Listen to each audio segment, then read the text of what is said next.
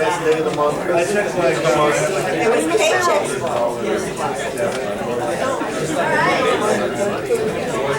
All right, thanks, Sharon. I always come Because of the back, meeting now. I always come back with a video for my breaks. That was,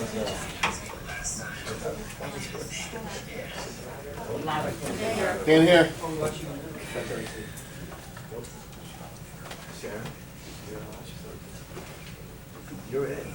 If you asked me the last time I did a thing and just did it and wasn't also trying to do something else, I wouldn't be able to tell you. What? No. Thought I had it. To be fully present on the internet at any given moment is a very rare thing. You're trying to write a paper, and so you've got that open in Google Docs, and then you're like, well, maybe I should read a little bit more about the thing I'm writing about, and then there's a link in there. You're like, this is a little tangential, but maybe it's interesting that I should know about meerkats. Ooh, the meerkats lay eggs. I didn't know that. Is that correct? There's videos of not just meerkats, but three-toed sloths. Oh my gosh, these things are actually, like, traded in inhumane ways. I should probably get involved with some sort of activism there. So, Facebook page, tell your friends, like, this isn't right what we're doing to the sloths. And then you're like, who liked my sweet pics that I posted this morning on Facebook? Wow, it's my ex-girlfriend. Is she still into me? Because 30 minutes composing a message that I never send. Or if I did send, that I then regret and spend the next hour composing a message retracting that, and then I'm like, whoa, I've gotten a lot done in my paper. Not. Wait, how old was he? I want to be that old. You should just shoot himself. So, excellent that you should say that. Number one, I think you can all relate, maybe not writing papers about meerkats, but I think you can all relate what he's talking to. But also, if you have high school or junior high or college age students, this is what they're dealing with as well. And to answer your question, his name is James Hamblin. He is a medical doctor. At the time of this video, he was like 35 years old. I know. And so what does that make you think of? Feels 19. Who does that make you think of? Judy Hauser. The first time I introduced this video, it was to a group of college students, 22-year-olds, and I was like, I know, it's like Doogie Howser, right? And they were all like,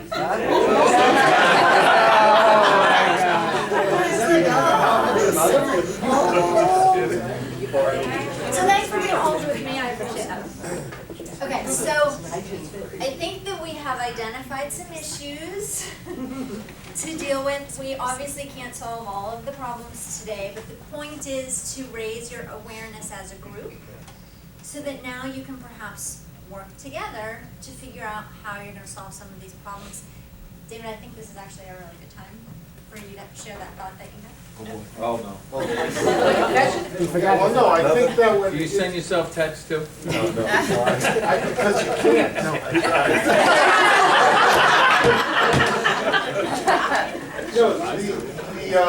What I was talking about was the fact that we have these expectations as an organization. And there's a lot of ways to think about this. First of all, you have to understand that what I'm really interested in supporting is that we need to take a look at the way we operate and improve that, okay? It's hard to really put this because we could convince ourselves that we've got this all right. And that's what we like to try to do, and that's okay because we work really hard. But the idea around what we do and how we interact with each other has to improve, and our efficiency in what we do with our work will improve as a result. What I'm really saying in this very confusing way is take the time to listen to this and try to bring it into what we're doing. Nobody expects immediate returns on their emails. Nobody. We all know the way to reach people immediately. And there's a way to get both. There's a way to give people exactly what they expect and also give you the time to do the things that you want to do and need to do every single day. So So figure this out together and realize that that control piece is the big element here that we're trying to get a hold of. If you're managing yourself and you are a 10 and you got it all right and you're really looking in the mirror and you're a 10, then keep doing what you're doing. But there are parts of this that we should all take in. And the question that you might be asking is, well, how is it from the top? Meaning, how is it Tim and I are going to respond to this type of culture? And we are welcoming the culture. We're welcoming a shift. If there's a shift that needs to be had, that you're not feeling that you have to respond immediately unless you're receiving a certain type of communication that makes you realize it requires immediate response. So it's not like we sit around and say, well, to an email that if you don't respond immediately, that's a problem. No, but if you're getting the double phone call and a text and an email, it's like we're reaching out. We recognize that we're letting you know that as soon as you get this is an emergency. There are different ways for us to behave. So try to think about how that works. What we're really trying to understand is, how do we take this in and not convince ourselves that we've got this right? Because that's a lot of times what companies do and what we could do. So I encourage you to try to improve. Welcome. It's very welcome. One thing that I do, if I really need to get a hold of somebody, I will reach out, like calling them. If they don't answer, I don't leave a voicemail, because how often do you really check voicemails? I will immediately send them a text message, call me as soon as you can. So that lets them know that, hey, I really need to talk to you. That's good. We all speak the language of emergency. Right? There's a language to, oh my God, this is an emergency! There's a language to that, and everybody in the world speaks it. Everyone you deal with, all of your customers, everyone in the world speaks the language of emergency. And so really, truly, there is no such thing as an email emergency. Because if they send you something that's an emergency by email and you don't answer, they're going to find another way to get a hold of you, right? Right. They're going to, because there's a language of emergency, and we all speak it.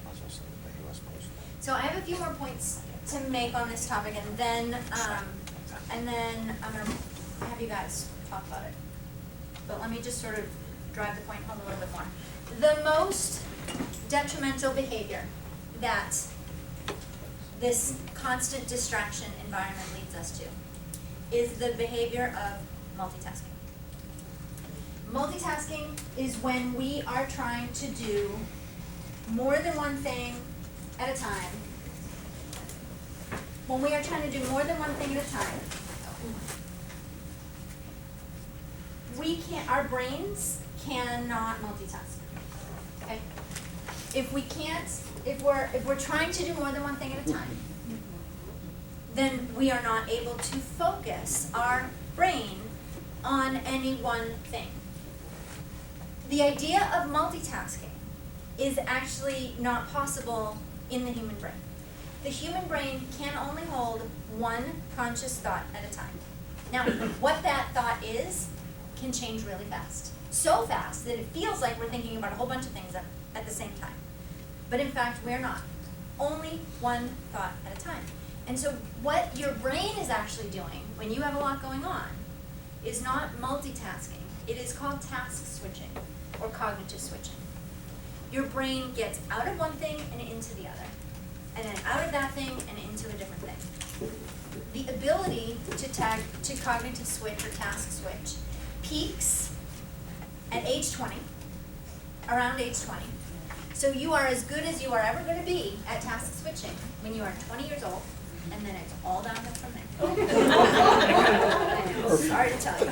And it is why young kids think they are so awesome at it, right? Because when they're young and as they're approaching 20, they're getting better and better and better, and then it falls off a cliff. And even though it is very true that a 20-year-old is better at task switching than a 50-year-old, in the grand scheme of things, they're both still really, really bad. Really bad. Yes, 20 better than 50, but still horrible, awful. And it is because it is a limitation of the brain. Now, are our brains evolving? Absolutely. Technology is rewiring our brains. But it's not going to rewire your brain tomorrow. It is gonna rewire our brains a generation from now, 2 generations from now, 3 generations from now. We will think differently, we will behave differently, we will act differently. Our brains will have different capacity than they do now. But that doesn't happen overnight. So when we are task switching, study after study after study, there's no dispute in the scientific research that when we task switch, switching from one thing to another, the things that we are doing both take longer and the quality that we do them with is lower. In fact, some studies have shown when they try to measure the quality, 44% lower quality. 44% lower quality. Do you think that 44% mistakes is costing the company any money? Do you think that 44% mistakes might give certain other kinds of impressions to your members than you perhaps would like them to have? Do you think there are any other negative consequences to potentially 44% more mistakes? Probably a whole bunch that we can't even think of. Not only do things take longer and the quality is lower, but when we are frequently task switching, information is not getting into our brain in a meaningful way. It's going into our brain in more of a surface level way. Have you ever had like the TV on when you're working or the radio on and then you try to remember what you heard and you have no idea, or you're like, I think there's something going on in Syria, but I can't really remember. The information goes into your head in kind of a superficial way, like in one ear and out the other, which means that it doesn't sink into your brain. Which means if it doesn't sink into your brain, you didn't really learn it, you didn't retain it in any meaningful way, you don't remember it, which means that this all, not only does this affect our ability to learn, it affects our memory. How many people feel like they can't remember jack anymore? Right? It is because of this environment. It is this constantly multitasking, task-switching environment that is truly undermining. It's undermining your ability to focus. It's undermining your ability to learn. It's undermining the quality of your work. It's undermining the quality of your life. It's undermining your memory. You are truly sabotaging yourself if this is your standard mode of operation. Yes, sir. Question. So something happens at the same time you're trying to focus on something, and you stop to write it down because we all have a problem with remembering it. Wouldn't that bring you back to time managing? Would it bring you back to time management? I'm not sure I understand. Well, you said time management is we write these things down, and then when we have time for it, we go back, or we set a time for it, right? Aside from attention management, right? So I think what I said was that time management is about putting things on your calendar. There are, of course, so the idea that nobody uses time management anymore. Oh, it's a little bit of hyperbole. You got me. There are some principles of time management. You do still need to write stuff down. You still need to prioritize the things. Lists are important, which we're going to talk about later. But what I'm saying is, you could manage your time all day long, but if your brain is somewhere else, it doesn't matter. It doesn't matter, because you're just sort of going through the motions, and you're not really there. So maybe your question was, if I'm focusing on something else, and something else important comes into my mind, sure, stop and capture it. Stopping to capture it so you don't forget it, and then go back to what you were doing is better than what most people do, which is, I'm working on this thing, oh, but I just thought of that, let me just take care of that while I'm thinking of it, right? And then you end up task switching, so you go to that thing and you do that for a few minutes, and then you go back to the other thing, and now you've got that ramp up time again, because there's a cost. There's a cost to task switching. The cost is the mental, sort of the depth to which our brain is involved in something. If your brain is deeply involved in something, and then you give your attention to something else, you've just cost yourself that time that it took you to get to that place that you were at. Hold on, Sean. I have a suggestion. Sure. A little card So when I'm watching TV, my wife tells me to do something, I say I'm capable of doing this. Because I can't task She switch. will knock you out. Because I'm always forgetting what she's telling me, and I'm like, what did you say again? She goes, you never listen to me. I'm like, but actually I know I can't do it now. I have a reason. I want a little card. Debbie will knock him out, raise your hand. So here's something that you can tell your spouse that I said. I'm going However, you also have to remember that it is true for you too. that. If you are speaking to someone, if you are speaking to someone, it doesn't matter who you're speaking to. And it is clear to you that they are involved in something else, and you tell them anyway. It's kind of on you if they don't remember. Right? Because the giver of information, which we're going to talk about a little bit later, has responsibility. It's like, hey, I want to play catch with you, but your back is to me, and I'm just going to throw the ball at your back. You're going to get mad that you're not playing catch with me. Well, I didn't know we were playing catch, right? So if you are communicating with somebody, and it's clear that they're not there, and this is important for them to know, it's as much on you as it is on them. So you can tell your spouse that, but the same is also true for your spouse. Because I bet you talk to her when she's doing something else also. This goes to what, because I heard you speak, a month or so ago, and it was great. So I came back, and this issue, you're talking about focusing and whether someone's paying attention to you. So you know when you're talking to someone on the phone and they're looking at their computer, and they have that weird pause. You ask them a question, and then there's that weird pause, and then they respond to you, and you're like, oh my God, they are doing something else. You could tell right away. Yeah. So because of this, and this was because of you, I went back, and so I said to Lauren, I'm like, so we're gonna do this thing, because I know we both do this to each other. Let's have a conversation and wait 3 seconds after each sentence. And literally, we started cracking up, because that's what it's like when you're on the phone with someone and they're looking at their computer and they wait like a second or two and then respond, you're like, wait. So you try to have a conversation where you wait a second or two. It's so weird and awkward. And that's what we do when we're not giving the person the attention when you're having that conversation. And you know what else? Absolutely people know when you're not paying attention, but you know what else? Part of the reason that our mind can wander a little bit, or we try to do something else when somebody's talking, is that whole impatience thing that I was talking about. Because you're like, they're not saying it fast enough. So maybe I can read an email before they finish the sentence. Seriously, that is what is happening. Like, I can just check this other thing because I know where they're headed, and it's going to take them a few more seconds to get there, and so I'm just going to do this other thing until their sentence is Or you already know what you're Or saying. you already know what they have to say, or you think you know, right? But it's funny you should say that, because there is a counseling technique for, my husband has a degree in social work. So there is a counseling technique that's called mirroring, that when you are communicating with somebody and there's some degree of discord in the relationship because people feel like I'm not listening, or we have some communication gap, the technique is you have to the technique is you have to repeat back to me. And if you've ever read any of Stephen Covey's work, he says the same thing. Yeah. Seek first to understand. You have to repeat back to me what I just said to you to my satisfaction. To my satisfaction.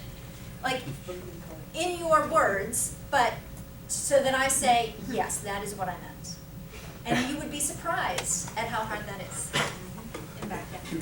What's your name, sir? Al. We didn't get to shake hands, so hi. Two things. One, we really respect and admire people who are great multitaskers, right?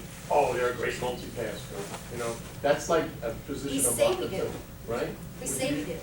But how do you feel when you're with somebody and you know they're not paying attention to you? Or they're only half paying attention to And you? the other thing. So we say we admire it, we really don't admire it. We get annoyed about it. What? Maybe when it has to do with you one-on-one with someone, but when you're speaking about someone and someone said they were a great multitasker, they'd be giving them a compliment, in my opinion. I think that has been how it has been for several decades. The other I thing think is- that is beginning to change. The other thing is, don't you think that we multitask sometimes because people like to procrastinate? It's part of our DNA. So not completing something and allowing ourselves to feel busy, that we've got a lot going on, we have a lot of responsibility, got a lot of things to do, so I can't always just focus. But I think it's human nature to procrastinate, so maybe that job you don't want to do doesn't get done, and you allow yourself to be distracted because that's not something you're really looking forward to doing. So there is a ton of psychology involved in everything I'm telling you, because you know the people who are not happy unless there's like a tornado around them all the time, right? You probably know that person. Maybe you are that person. So here's the time where kind of the rubber hits the road. Are you addicted to distraction? For most people, honestly, the answer is yes. The next question though is that what you want for your life? Is that what you want? And you really need to be honest about it, because what happens is most of us say, of course if I could choose this, I would choose to be like this, but we don't take any steps to change it because we tell ourselves, as I think many sort of a little bit as of an example, well that's just how it is. That's how it is here, that's how life is, it's just how it is. Well, I don't know about, so I told you about the secret to me was all about control. I understand that there are many things in this world that I cannot control. I'm a huge control freak, don't get me wrong. But I also understand that there are many things in this world that I cannot control, but I don't think my attention should be one of those things. And I believe that the only way that I can live the kind of life that I choose is if most of my days, not all, but most of my days go the way I want them to go. And that includes leaving time to deal with other people and other stuff and the phone that rings and the emails that come in. But also I have my own plans for the day. And if too many days in a row go by where I don't accomplish any of my own plans, now I'm not in control of my life. And I refuse to live that way. And maybe that's not how you feel. And that's totally cool. You get to feel however you want to feel. But to me, that's what it comes down to. Do you want to live a life of choice? You won't succeed every day. But in general, do you want to live a life of choice? Do you want most of your days to go according to some semblance of a plan? And I know that most people don't start their day with a plan. Most people start their day, most people approach their day thinking, I will do whatever happens to me. Right? The salespeople need me, the customers need me, the members need me, whatever, I will deal with that. That is my day. And that is okay if you also have no other responsibilities for your job. And if you have any other responsibilities, not only for your job, but how about for your life? If you have parent responsibilities as a parent or a spouse or a friend, then you have to exert some control at some point, otherwise none of that stuff ever happens. So I have a lot more to say about that. But before I go down that rabbit hole, I just want to sort of bring this back to this idea of multitasking, because, as I said, your brain cannot hold two conscious thoughts at a time. You can physically do two things at a time, and sometimes that's fine. Like, I think it's totally fine to fold the laundry or empty the dishwasher while you're on the phone with a friend, right? The consequences of screwing up the laundry are not a big deal. In fact, that's probably a great way. I try to do that purposefully around my house. Oh, you know what, I gotta fold the laundry, now is a good time to call my friend back, right? Or whatever, we all do that. I think that's great. If one of the things that you are doing does not really require brain power, then I think that's a great time to multitask. Because you're really not multitasking. You're really doing one thing. You're talking on the phone and your hands are busy doing something that you don't need to think about at all. But when you're doing two things that both require brain power, that's where you can get into trouble. Like driving and talking on the phone, because when you drive and talk on the phone, your brain is switching back and forth between the road and the conversation, and the road and the conversation. And you know this if you have ever missed a turn, or not taken an exit when you were supposed to, or ended up on the wrong road. Have you ever been like driving somewhere, you go the same way? I had a friend call me. I had some friends over my house one night, right? I was having some friends over at my house one night, and one of my friends who said she was coming didn't show. And she called me the next day, and she was like, you, unlike anybody else, will relate to this. She's like, I was leaving my job to come to your house. And I had to make a phone call, so I got on the phone, and I drove home. I forgot that I was supposed to drive to your house instead of home, but I drive home every night, and because I was on the phone, I totally forgot to come to your house. I'm so sorry. She's like, you probably can appreciate this more than anybody else, right? But that's the truth. We go back and forth between the conversation and the road. And if you feel like, does anybody feel like they have ADD? Right? The truth is, so there's a guy named Edward Hallowell. He wrote many books about ADD. He's probably one of the foremost experts in the world on the topic of ADD. He's been treating people. He's a psychiatrist. He's been treating people and studying the topic of ADD for his entire professional career, like one of the first people in the world ever to do it. He's been a psychiatrist for more than 35 years. And he has said that it is almost impossible now. It is his job to diagnose ADD. And he has said, it is almost impossible to tell if someone has a clinical case of ADD or just a bad case of modern life. He said that virtually every professional adult has symptoms of ADD. Edward Hallowell, yes, sorry. Edward Hallowell, and the co-author is John Ratty. But Ned's written a bunch of books. This is like the watershed book on ADD, but he has Driven to Distraction at Work. He's written another book called Crazy Busy. His work is really interesting. He comes at it from a psychiatrist perspective. And by the way, he has ADD. So he's a great, if you truly have, if you've been diagnosed with ADD or anybody in your life has, his work is, I would highly recommend it. So he has said, we need a new term, because you can't, he has said that now the most accurate way to diagnose it truly, because they don't really know what causes ADD, a true clinical case of ADD, so he says the most accurate way to diagnose it is you have to remove the person from their typical situation, and what he finds is that for most people, the symptoms go away. Which means that you don't really have ADD, you have what he calls self-induced ADD, which he used to call it attention deficit trait, now he calls it F state, which is interesting. F state as opposed to C state. So F state is the way that we typically go through our day. F state is when you're feeling frazzled and frenetic and frantic and frustrated and about to utter another F word. As opposed to C state, calm, confident, collected, compassionate, all of the C words are a much better place to be than all of the F words, and yet we spend our life feeling F words instead of feeling C words, right? So have you heard the expression of being in flow or being in the zone, right? Flow is a good thing, right? We all know enough to know that flow is when our highest and best self comes out. We know flow is a good thing.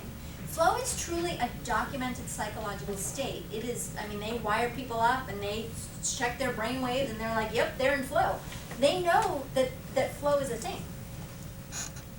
Distraction, if you think about control over your attention on a range, right? Low to high, control over your attention. You have distraction at one end, and distraction is where we end up being in F state. These aren't F words, but it's the same thing. We get impatient, we get frustrated, we get frantic, we feel bad when we are constantly distracted. The thing about, so distraction is at the low end of control over your attention. Flow is where all the good stuff happens. Flow is at the complete opposite end, which means the two are mutually exclusive. There is no flow in the presence of distraction. And your brain is not obedient. You can't say to yourself, I will now be in flow, right? It doesn't work that way. All you can do is set up the circumstances where you might actually get into flow. But those circumstances must be completely free of distraction. And because we never control our environment and our technology and our behavior, or we so rarely do, so that we can control our attention, we never remove ourselves, we rarely remove ourselves from the distraction, and therefore we rarely get into flow. And yet everybody knows optimal performance comes from flow. And another thing about flow is that a hallmark of flow is a feeling of joy. Have you ever gotten your head into something and you're on it and you're doing it and you finish it and you make all this progress and you're like, that was awesome. Do you want to read what I just did? Because it's awesome, right? Have you ever felt that way? Or you even go back and read it yourself because you're like, I just want to bask in my brilliance for a minute because that's amazing, right? That's flow, and we deprive ourselves of that because we never create the environment where we can get into flow. So what I want you to do is with the people at your table have a little bit of a conversation about, because you all raised but all these reasons about why this is gonna be hard. It's gonna be hard, no question. But some people might still be thinking, but here's why I can't do that. And if you're feeling that way, I would like you to just to be honest with that with the people at your table. Here's the thing. I've given you a bunch of techniques for how to manage this, how to control your attention. But what I hope is the most important one that you walk away from is the awareness. Because you can't change a behavior that you don't recognize that you have. Right? And so if you walk away from today and you feel like, oh, should have put my phone on do not disturb, should have closed my door, should have shut off those email notifications.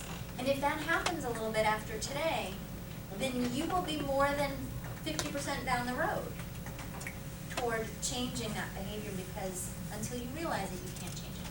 So let's just take a few minutes at the table, have a conversation about what we talked about so far. Okay, Brooke, you first. I think this might be hard. This isn't like an excuse, but I move very fast. Sometimes what happens is I'm working through something, someone comes in, they want to talk about what's on their mind. And I try to say, especially when it's my team members, and I see all the time about that. I'm not there. But I feel like that does go against a little bit of what was like a conversation. That's my concern, is very fast we are multitasking. So I don't know how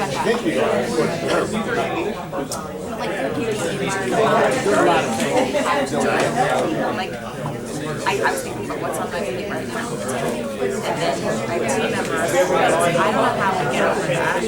We're not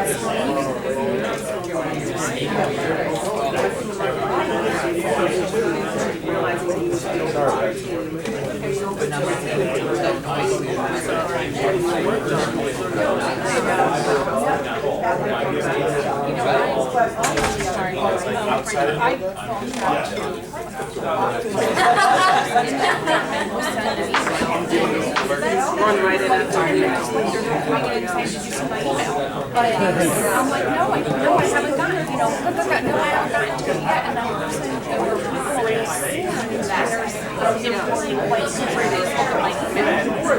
but see, that's my fault, because then I stop. Wires, I feel like there's a reason why they're asking me to look at this and so I'm enabling them by doing exactly what is not necessary.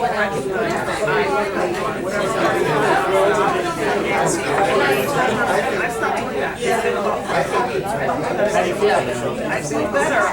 I'm setting the boundaries.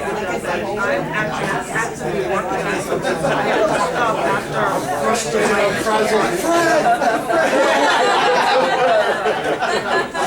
That's probably worse. It's not like two people. So I actually, what I got out of this is really, I think if we need to have meetings, we need to have people we report to, and let them know what the expectations you'd like to live with.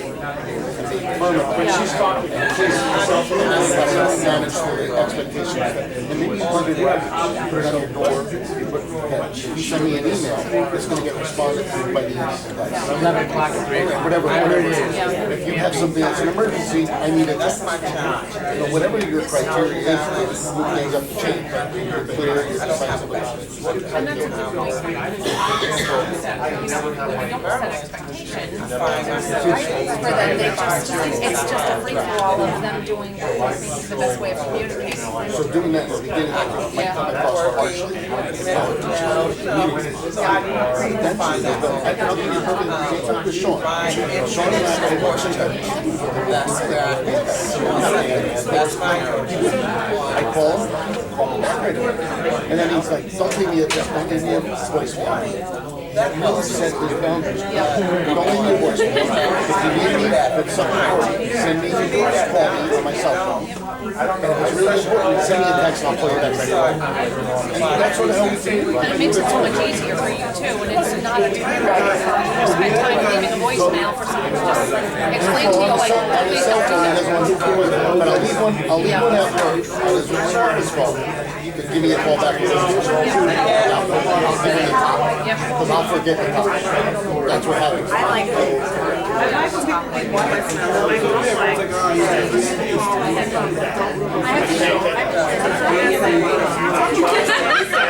I'll do that any longer. Grace, she does the same thing. I go, Grace, yes, we do. It doesn't matter. You guys bring each other's construction, even if you really see it. Sometimes, what do you say? I'm like, I'll catch her later. Well, and see that too. I'm like, if it's not, I like voicemail. No, I listen to my voicemail.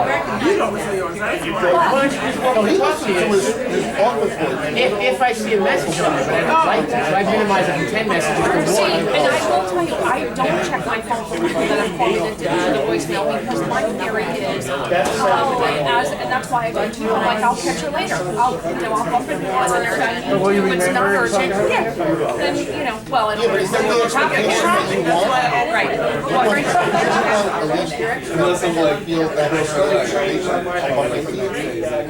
No, I know I'm gonna go seek her out at some point. So I'll get up and rather than leave a voicemail, Grace and I are right next to each other, or Brooke is right next to me. Sometimes I will email with Brooke and say, I really need to talk to you about whatever that happens to be. You guys really need to know how you guys did.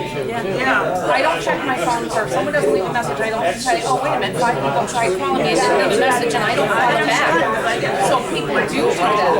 Mr. Paul, I don't know why Mr. Paul, so I'll call you back. I'd like to know what the show's about. See, I feel like Sean, you would do that. You would just go and find it. And that's why when I can fit it in at another. I want an answer now. Yeah. From my perspective, when I get phone call, like Sean does, I'll get a phone call. Not be a, right. I don't know if I have. Yeah, it says 2 or 3. I'm like, He trains me as soon as I do that, I send a text. And we talk, and he knows that was me. But I never used to do that. And he's like, well, that was you. I'm not going to do that. So now you say, oh, maybe it's me, blah, blah, blah. He'll know I owe that. He just calls. Let's start to wrap up your conversation. If I call, I need it for something. It's not urgent, but you need to get back. But I say, Frank, I need it now. Tell me now. when I get back to you, I'll real get back to you.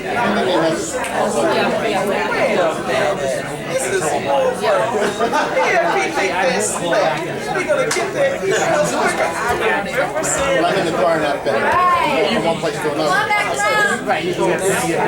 Come on back around. Bring it back together.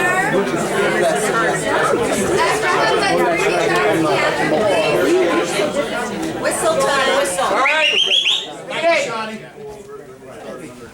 Okay, so I would like to hear from every table what you talked about. What did you guys talk about? Yoga. What about yoga? Why'd We you talk talked about about building something into a part of your week or a part of every day where you could get to flow. And what does that look like? It was different for everyone who spoke. And how can we make sure that we do it? Or get closer to achieving that? Control over your own behavior, right? And so that exercise was, I would call it, an exercise in how can we, because you can control your technology, that's pretty clear cut. You can control your environment, that's pretty clear cut. But controlling your own behavior, your habits, what you're used to, how you act, especially before you're aware of it, that's a little bit harder, but that's great. What you talked about, those great examples of how to control your own behavior. The more what I find from people is that the more you introduce opportunities for stillness, flow, whatever, into your life, the more you want it. The same thing that happens with distraction, right? And has anybody ever taken up meditation at some point in their life? I was just saying that, meditation And is huge. would you ever go back to not meditating? Because once you do it, you're just like, oh my God, this is amazing. Like once you find some ways to introduce that calm and that stillness into your life, it just Are don't- naps considered meditation? I definitely take naps.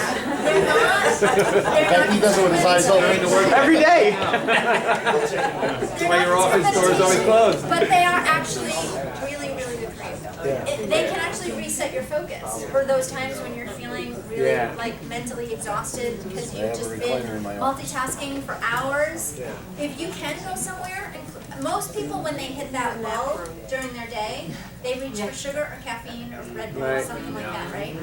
Actually, 10 Meg. minutes of steam, 10 minutes of closing your eyes, even if you don't sleep, just resting has almost the same benefits as sleep.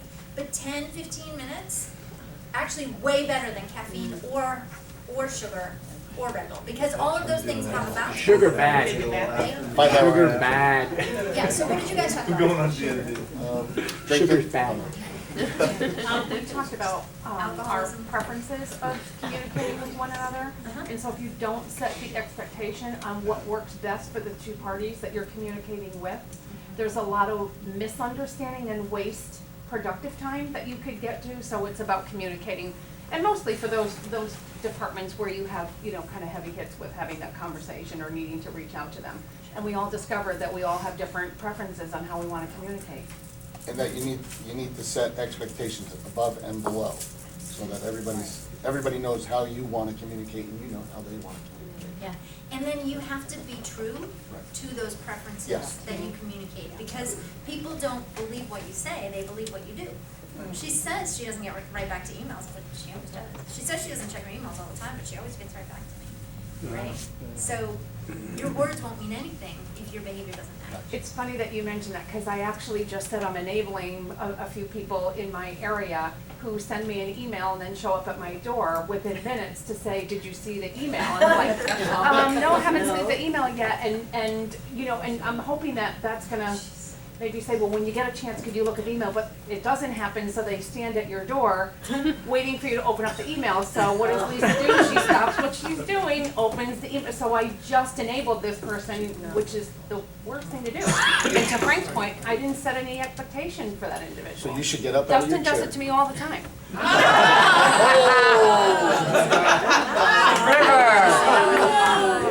So I'm sure you all do it to each other, and so instead of training them, you let them train you, right? So you either, in martial You're arts, welcome I started anytime. martial arts for a long time. In martial arts, my sensei always told me, control or be controlled. Oh, grasshopper. Take the pebble from my hand. Okay, your Take the table. football from my hand. David, Tina, you guys, what you guys talk about? Well, we talked about response, controlling your response to a distraction. And that we have that control and we have to exercise that control.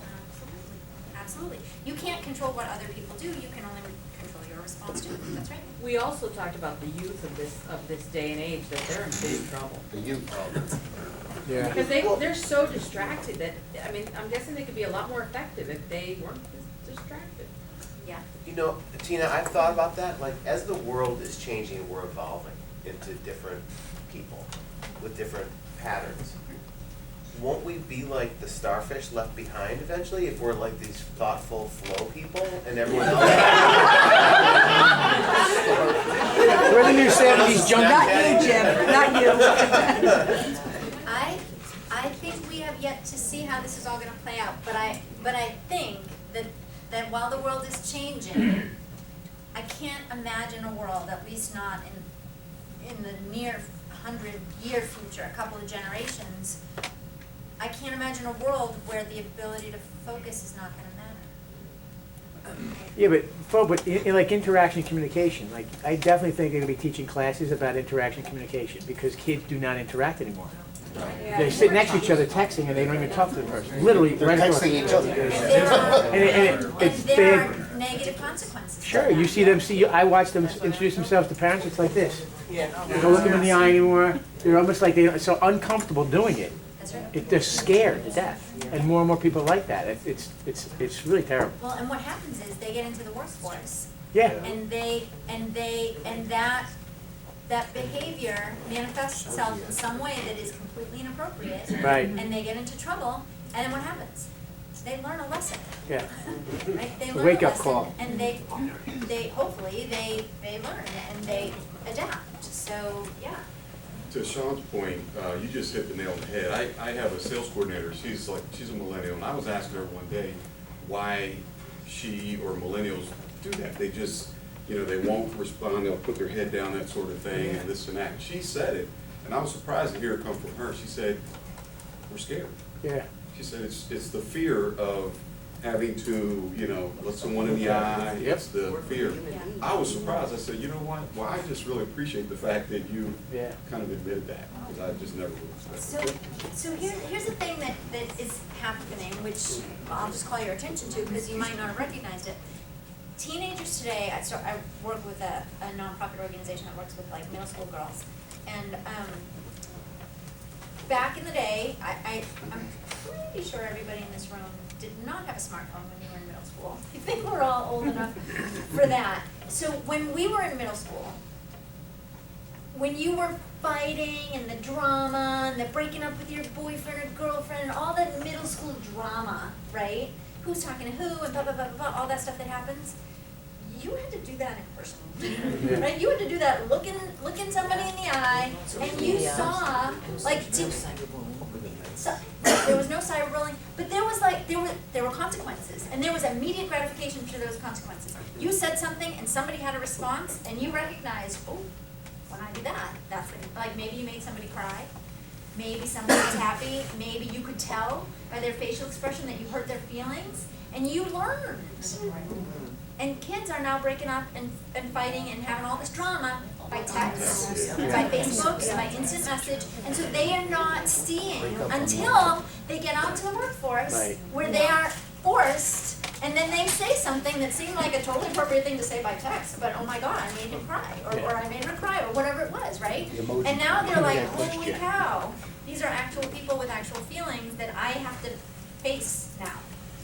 And so that's happening. I was gonna say, I have one of those M's. The millennials. Those people.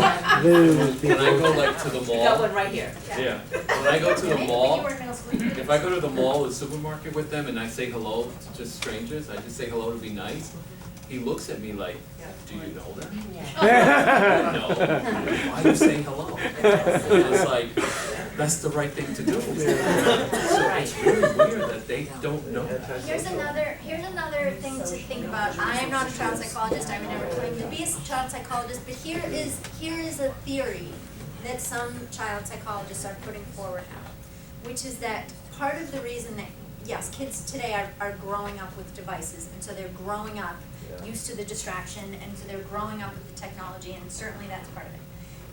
But another proponent that some people have floated is that kids have to now compete for their parents' attention with their parents' devices. And when they lose, their solace, their consolation prize is their own device, which then perpetuates a cycle in your family. Well, the spouses are confused with their spouses. Absolutely. Absolutely. I mean, how many times have you said to your spouse, your child, somebody, can you put that down? I'm trying to talk to you. Yeah. Something to think about. What did you guys talk about? Oh, we all forgot.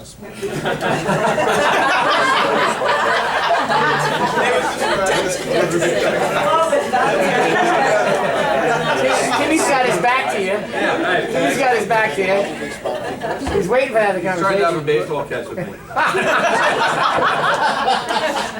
We talked a lot about Where's my setting baseball? expectations as well, like Lou was mentioning how, you know, when you're closing the door, that could set the expectation that, look, every time I close the door, you know, don't bother me, that sort of thing. And, I kind of brought up, a little bit along the lines of what Fred was saying, was talking about, you know, the multitasking and just how that's so true to what you said. It's very difficult to do if you're doing one thing, especially out in the field. If you're working with the rep, you know, it's hard to kind of think about anything else because that, their production's gonna suffer. I'm not focused on really helping them, and we're not achieving what we're set out to achieve in that specific time frame. So we talked about some of those things. Was there anything?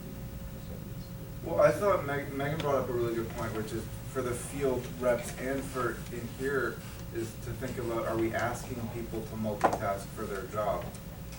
We're asking them to be in 3 systems at once while they're on the phone, while they're typing in stuff. Is that one task, or is that 4 different tasks that we're actually telling them this is your job, and hearing that we can't actually, our brains can't do that? Should we really think about that? I think as field managers, we are bad about, because we get onto our reps, like, I sent you this email, why didn't you respond? Like, make sure that you're checking your emails every day, because that's how you get notifications and important messages. But then at the same time, we're just like, no, don't check your emails, go out and produce. Yeah, so it's kind of like giving them mixed signals and messages. Important things important points to raise and to discuss. Like I said, we won't solve them today. What did you guys come up with?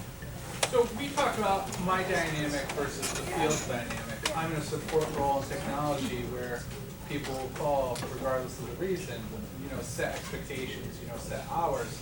And I was curious how it was in the regions. I asked Kim, I said, do you have a set time when people can call you? And she's like, no, people call whenever they want, whenever they want.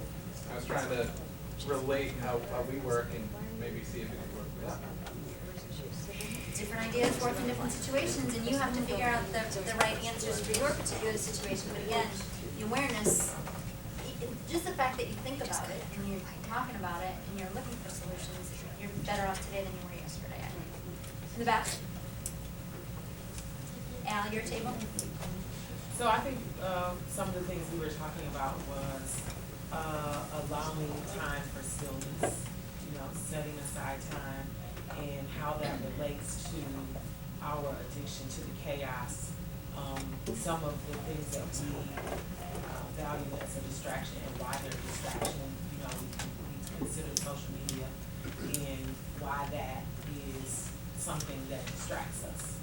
So it was a profound conversation. So here's something, Dr. Hallowell has said that part of the reason that we multitask and part of the reason that we're addicted to the chaos is because we fear looking into the abyss.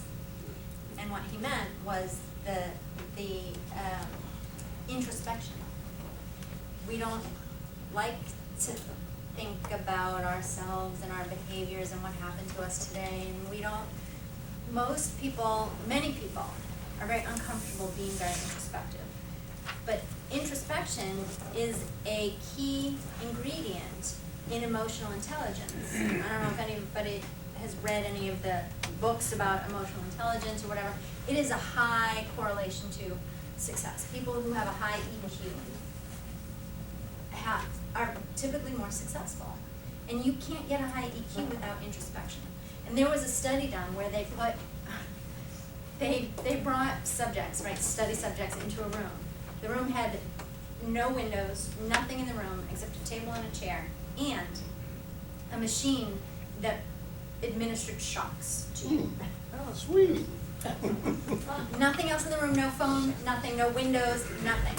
They put the people in the room, said just hang out in this room for 10 or 15 minutes, we'll be back to get you. And you probably don't want to mess with that machine because it hurts. It gives you shocks and it'll hurt. So you know, you might just know that, okay?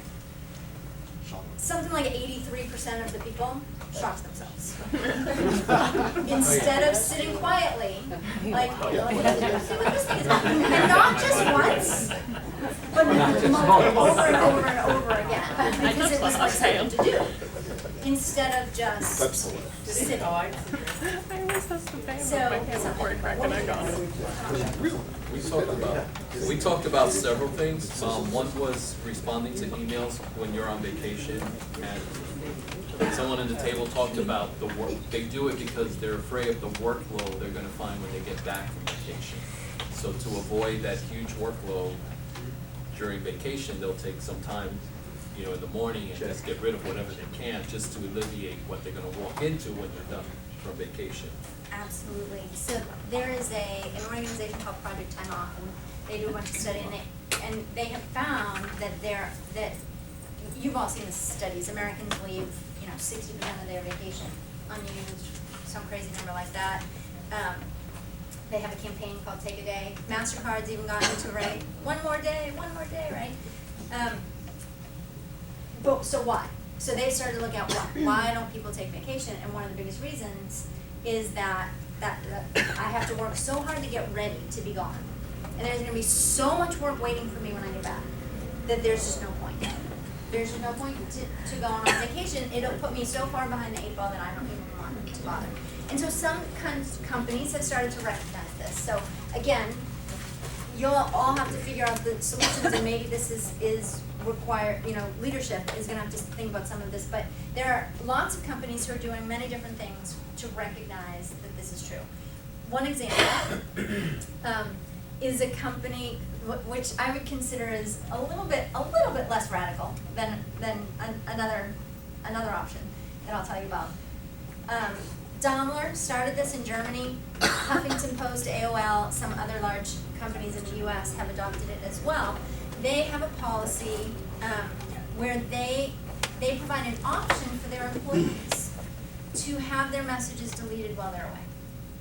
And so what happens is, if I send you an email when you're on vacation, I get an auto response that says, "Thank you very much for your email, I'm on vacation. In my absence, so-and-so is taking over for me, or please call such and such," whatever.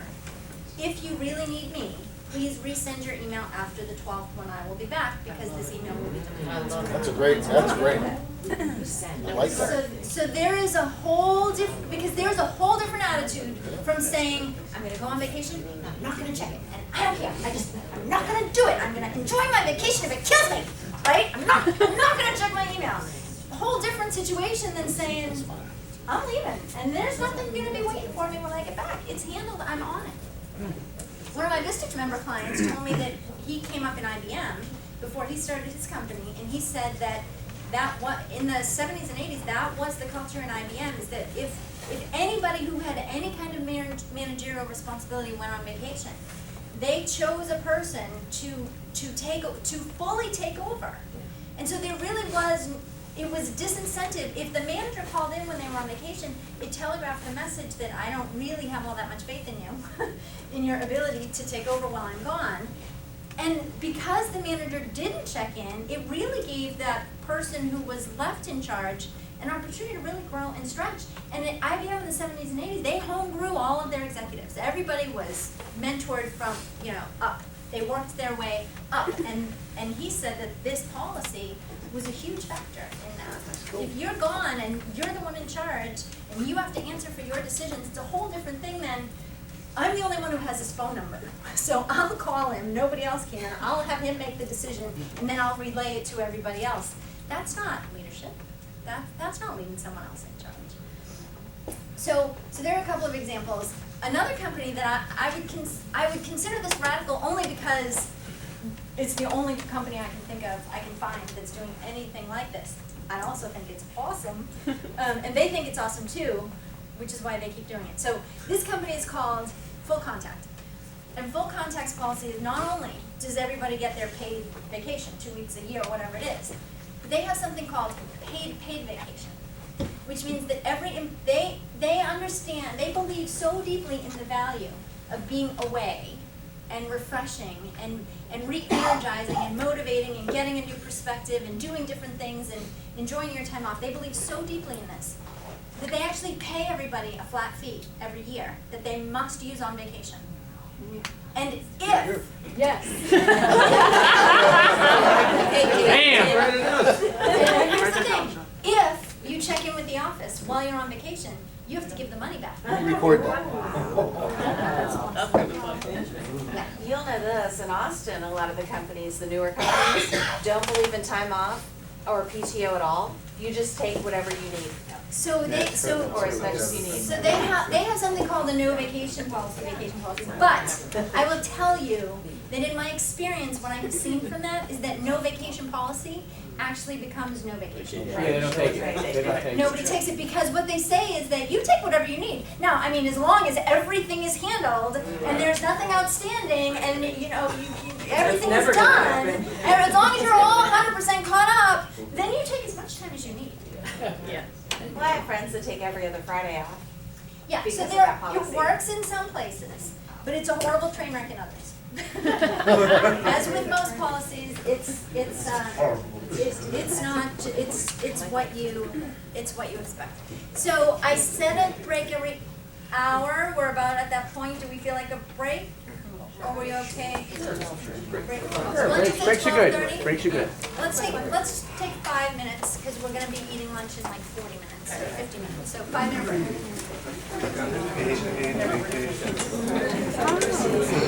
Travis. Yes, I left your voicemail. Great.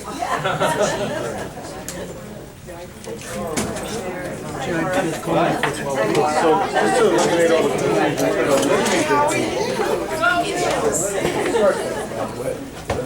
No? Yeah, that worked for you. She wasn't even looking at you. Now I have to get you and Dustin. That was worse. That was not worse. I'm not apologizing. She's At 8 a.m. She's wrecking to take me out.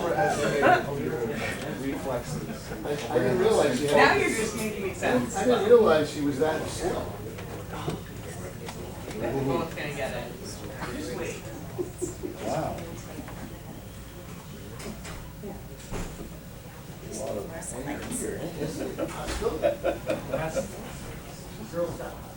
Oh, I wish I had a picture. I don't feel comfortable anymore. No, don't pass them off. I'm done. That's not right. What's not right is Lisa. Where's Lisa? That was really funny. Find her, Dustin. What's that? I said find her. This will not stand. Just tested it.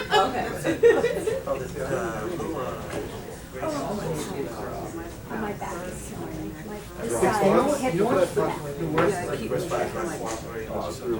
Because you don't want to miss out. Kick off. my sister, I gotta think she sends classes twice a day. Exactly. Please take me out. Yeah. Oh, yeah. My sister doesn't, she'll stay with me. And I think she knows every day. It's just that process. I go back to a good time. I know, but you never, flat paper involved. I haven't been out in months. That's my girl, we used to say that. My it's a little while, you know, 12 days. When we go at it, I'm like, I'd like to go on my walk on weekend. I don't have to come home. So I'm like, I'm not just gonna look into the schedule. I might have to take a day or two. Good. Got it. Got it. I fell asleep at 10:30 last night. Woke up at 12.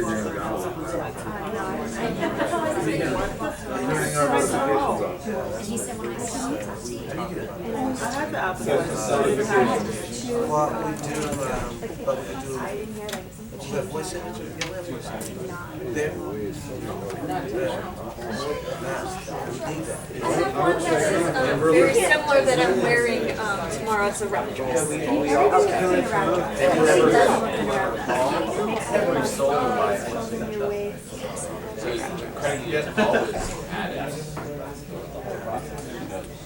mean, I've been very active in operations, so like going everywhere and then watching what I'm eating and drinking.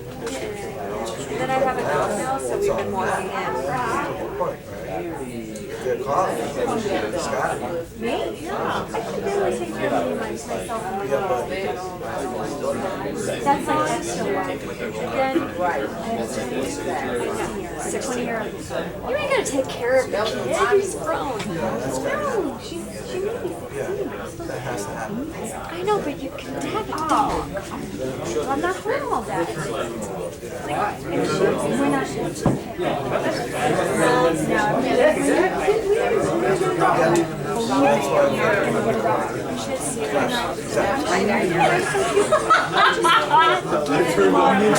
No, but you will for, like, they love you so much, it's awesome when you come home and they're happy. Yes, and it's your purpose. Like, you have to walk. Yeah, you have to get up. You have to get around. I was showing my nail polish. No, it was like her color and the black dress. And it looked identical. I was like, yeah, it's literally the dark dress turning out. So I hope it doesn't do that to the turn on? Oh, no, it just looks like everything. Looks like a yeah, no, go ahead. I feel better. Yeah, I wouldn't know.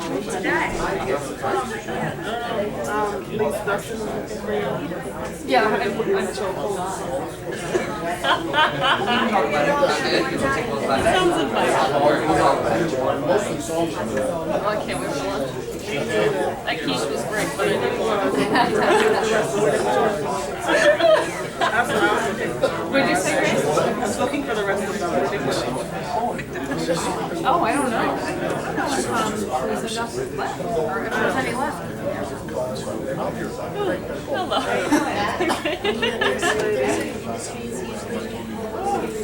Thank you. Thank you.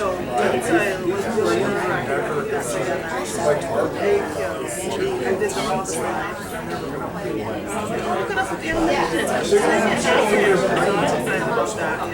Yeah, that I loved. I was like, how did you know? You've never done television too? Yeah, I put the animation together. I did this whole I wrote it down. It took me 2 hours to find these things that I liked. Yeah, that was like jazzy. Yeah, but you know what I liked? You were distracted by the music. I'm now sending you a delivery message. That's what I like. And the timing was so reversed to make sure that what you said was not just yeah, that's great. It was like, I know you would. by the way, I would like you to do.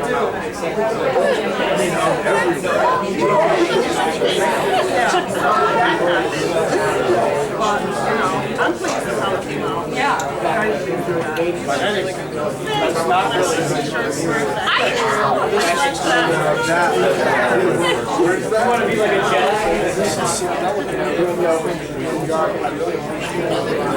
Grace needs some rally.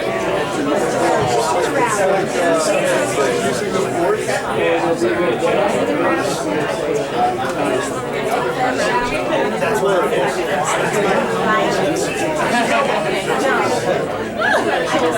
It's really windy.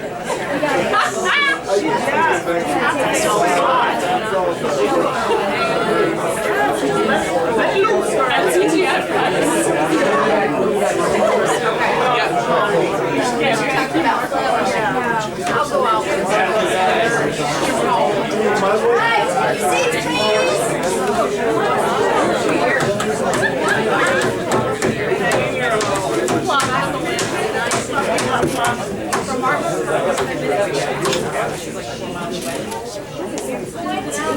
Dr. Hamlin, if you don't take your seat. He's round. He is round. Hey, all right, Sean, thank you. All right, that whistle goes right through me. Please don't make him do it again. Thank you. Started to do this thing, Tablets Thursday. Obviously, yes. Where you don't really use the internet in a traditional way, you just sort of open a tab and use it. It's called single tasking, that's what I call it. So basically, if you were to do, it's like instead of, like you just do one thing. It's like work, but on only one thing. This way you have to really make a value judgment and say, do I want to finish what I'm doing? Or do I want to stop and do something else? You can click away if it's not interesting, but you close it. And it's done, and it's behind you, and it's not part of your life. It's like breaking up, and you can talk again, but you can't still be seeing that person because you moved on to a new thing. You can't still be with that tab. You know, that tab is behind you.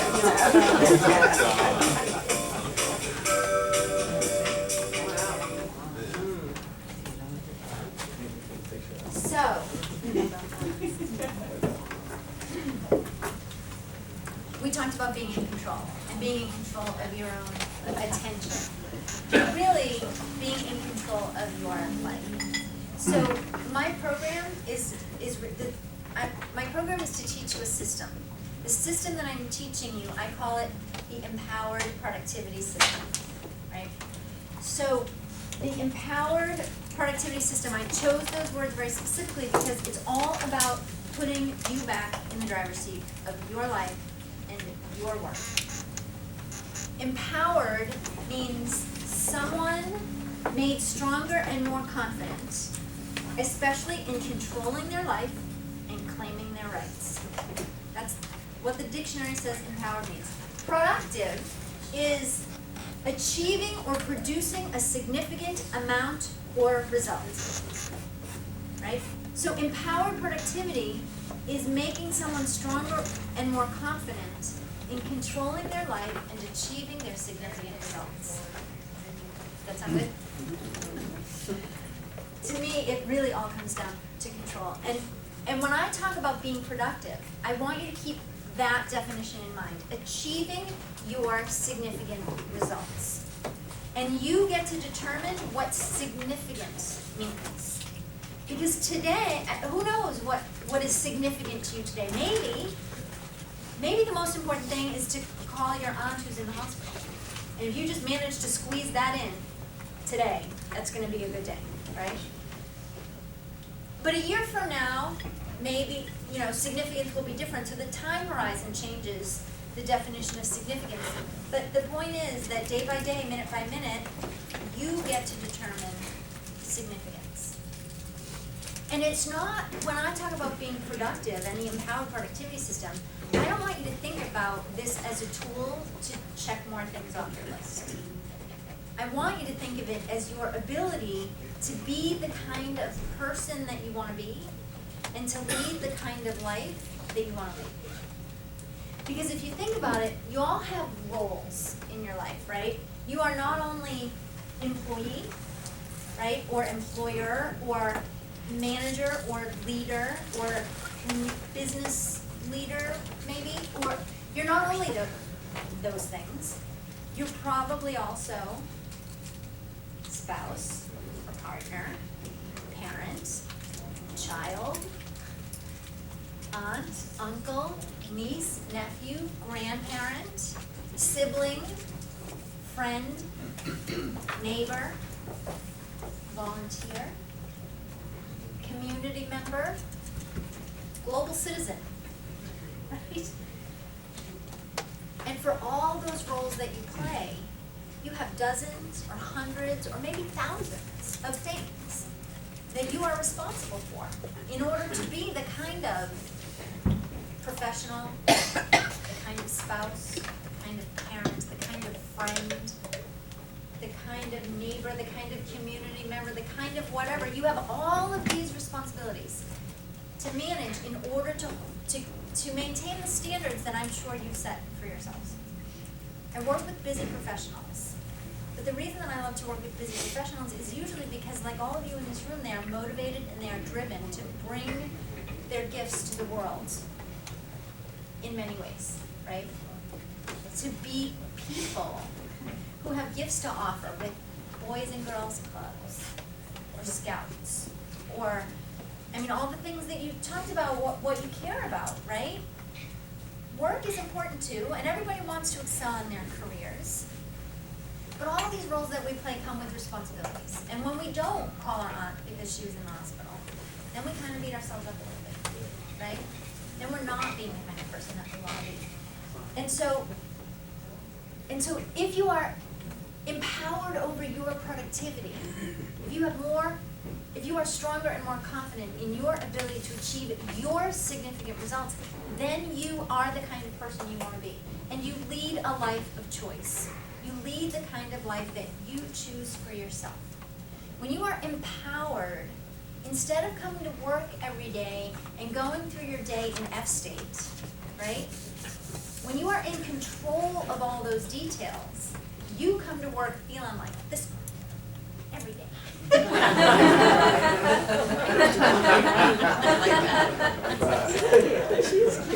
She's gonna make stuff happen, right? She is not somebody who's walking into work going, oh my God, I have so much to do.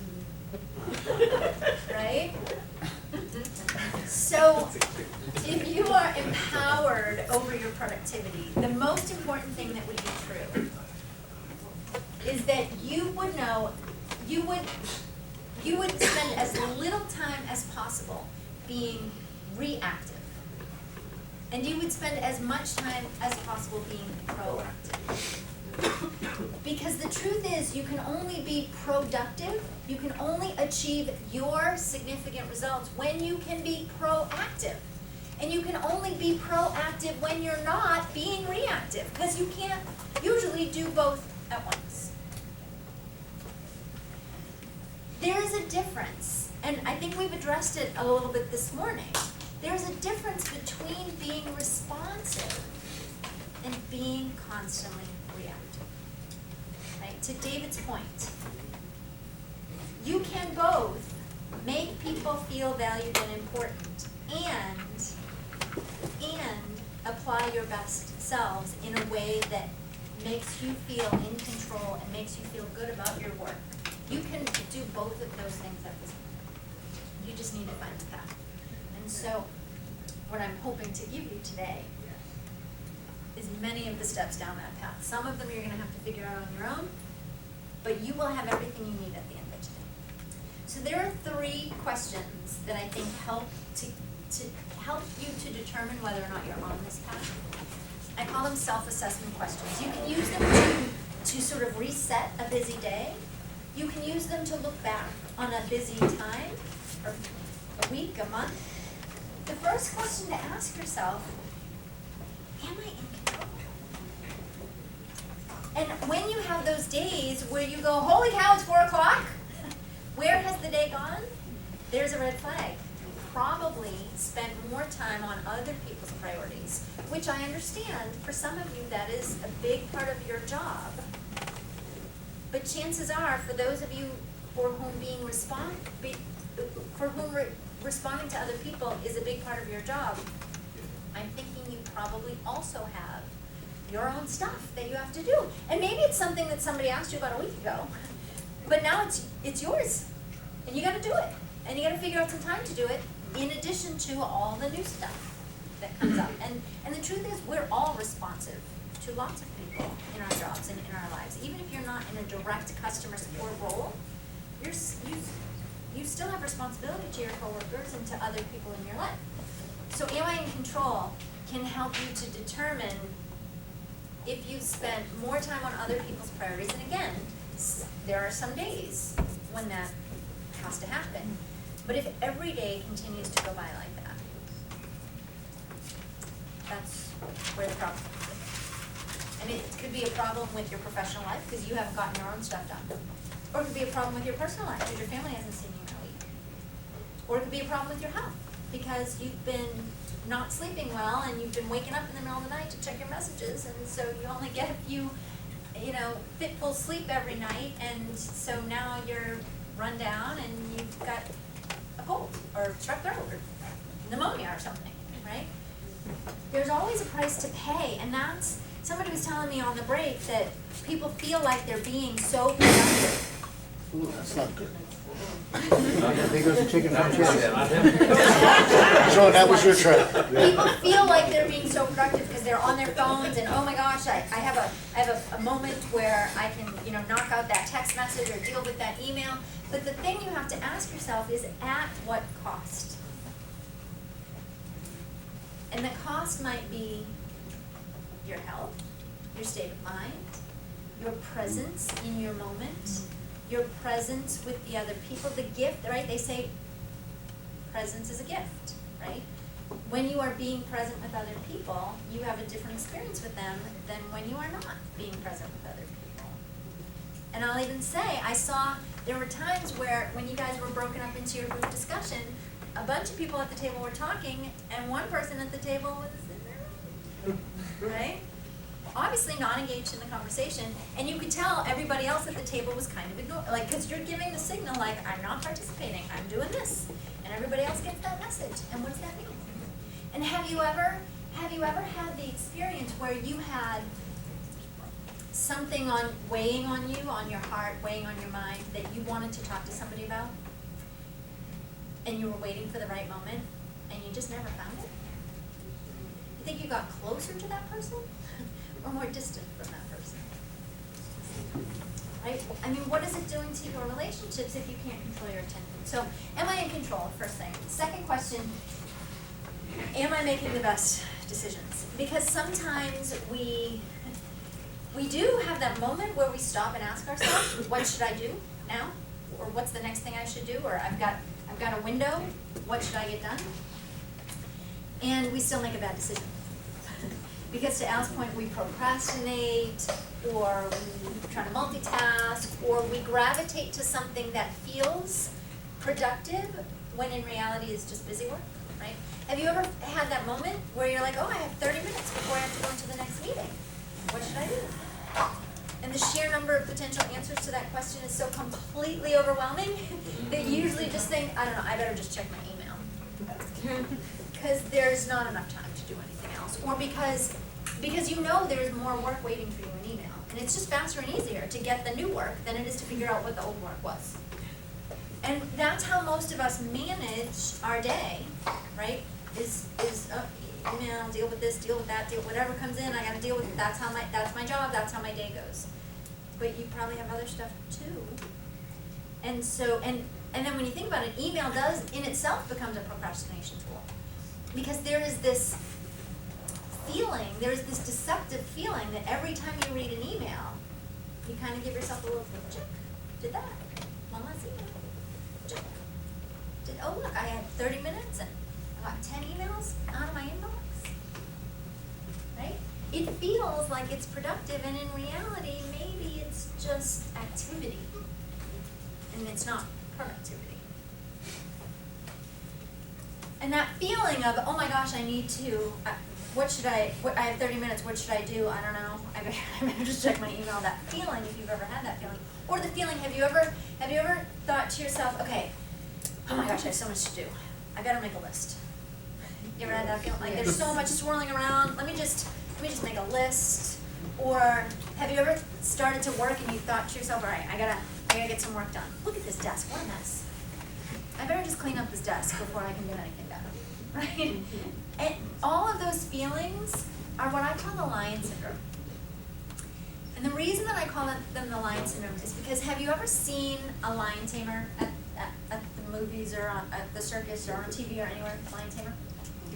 What does the lion tamer bring into the cage with them? A whip and a chair. So you can imagine what the whip is for. Have you thought about what the chair is for? Keep distance. Protect, distance, that's what most people think. Some people say so they can be big, stand on the chair and scare the lion. But in fact, in your mind right now, picture the lion tamer. What's he doing with the chair? Keep it Holding it how? in front of him. In front of him from the seat, right? The seat, and pointing the legs at the lion. And the reason that they do that, so I'm told, have not actually interviewed any lions to confirm that this is true, but so I'm told the lion tamers hold the seat and aim the legs at the lion because the lion will try to focus on all of the legs of the chair at the same time, and when he does that, he gets confused. And when he gets confused, he gets passive, and he retreats a little bit. Whoa, hold on a minute, right? You ever had the lion syndrome feeling when you walk into the office and the phone is ringing and the email is downloading and there's a line of people waiting to talk to you and you're like, I just need a cup of coffee! Hold on a minute! That is the lion syndrome. So we should walk in holding a chair? Back it up. Yes. So the way, so the way to avoid the Lyme syndrome is that we need to regain control. Because when we can regain control, then that's where we can be thoughtfully proactive instead of just sort of mindlessly reactive. So spending as much time as possible being proactive and as little time as possible being reactive is the first component of empowered productivity. The second component is knowing the best use of your time at any moment and being able to take immediate and appropriate action. So at any moment, whether your window to get things done is 2 minutes or 5 minutes or 30 minutes or an hour or 2 hours, usually it's a lot smaller than that. But if at any moment you could know this is what I should be doing, and you could take that action immediately, do you think you'd get more done? Not only more done, but more important stuff done? More significant stuff done? Especially if, even if it was a big thing, but you could break it down into pieces, you could still make progress on that thing. If you could know the best use of your time at any moment and take immediate and appropriate action, you would get not only a lot more done, but a lot more of the important stuff done. Did anybody see any of the quotes that I had up before we got started? There were some quotes. There was a theme to the quotes. I'll share a few with you in case you missed the theme. So I had quotes from everyone from Picasso and Aristotle and Confucius up through Roosevelt and Eisenhower, JFK, all the way up through Colin Powell and Conrad Hilton from Hilton Hotels and Bono and Tony Robbins. And they all had essentially the same thing to say. I think Tony Robbins probably sums it up best. What's the theme of what they all had to say? Action. And not only action, but that action determines success. Action is what matters. Because you could be the most amazing, thoughtful, productive, compassionate, kindest person on the planet. But if those qualities don't manifest themselves into your actions that you take out in the world, then first of all, nobody knows. And second of all, it doesn't matter.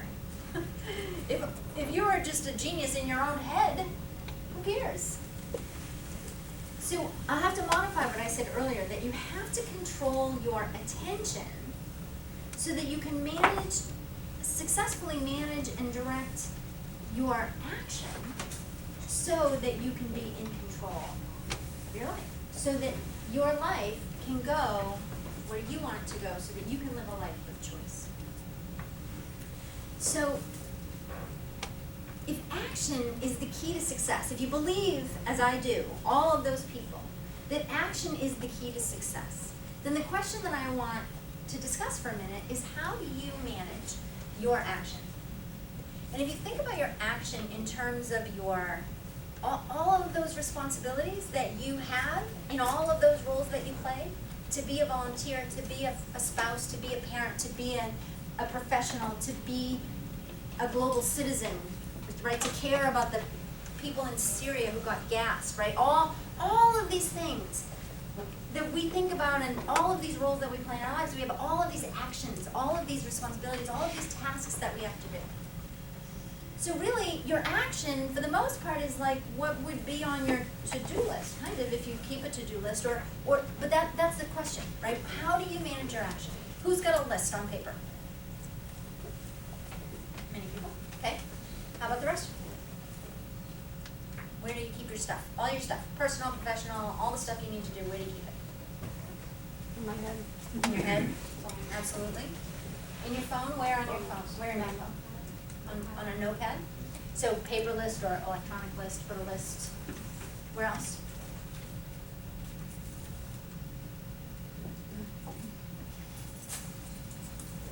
Anybody have anything you need to do in your email inbox right now? Maybe mark it with a flag or mark it with red or something like that. Yeah? Email, where else? Post-it note. Post-it note. calendar, Does it sure. make the list? It's like, if I put it on the list, I'm gonna get lost on the list. Yes. So I put it on a post-it note. Oh, right, a different list. Then, Very important. Yes. this That's is how an I important control list, my and this is list. a very, very important list. Yep, it's very common what you're describing. What else? Anybody use anything else? I mean, I use that postcard on my desk. I used to be a big list person, but I just couldn't beat that system. It just beat me up. Never felt good about ever finishing it, never could finish it. So I just picked 3 things on that list, and if I get them done during the day, I'm happy. Pretty good, Happy. right? I'm Three feeling, yeah. things, right? Yeah, so that's my list, 3 pretty good. things. Yeah, 3 things. And a lot of people tell me, because I think a handful of things to focus on is a pretty good goal, because the truth is you're gonna do a million things in a day. Right. But if you could also do your 3 things. Right, then I'm good. It's gonna be a pretty good day, right? What else? Who else? Someone? Whiteboard. Whiteboard in your office, definitely. Common. Does anybody use any kind of electronic to-do list? Like, yeah? Which one do you use? To-do on the email, there's a to-do section. Oh, right, so it goes into, you put a flag on it and it goes into your Outlook, right? Evernote is in there. Evernote, sure. They used to use that voice thing on the phone. Voice recorder, yep, yep. I used to do that too, and then I realized I never listened to the notes. So I think a voice recorder is okay, but then you have to, and now you can on an iPhone, probably on an Android too, you can email yourself the recording. Oh. There you go. So that's an idea. I have to send my meeting notes to myself, if I wanted to block out time to do something, I would make a meeting in the Outlook calendar, so. You made an appointment with Block off time yourself? from other people too. Sure. Yes, and if other people make appointments on your calendar, then you have to do that, right? Your time will just vanish if you don't put times when people can't make appointments. You have to, absolutely. Sure. So is it fair to say that everybody in this room uses some combination of some of the things that we've said, or maybe all of them that we've said? Is that fair? Yeah. Yes? Okay. So what the way that most people approach this, and you tell me if this is true for you, is that most people say, I do all those things, I write it down so I don't forget. Is that fair? Write it down so I don't forget. So if you were empowered over your productivity, you would write it down so you didn't have to remember. And that's a whole different story.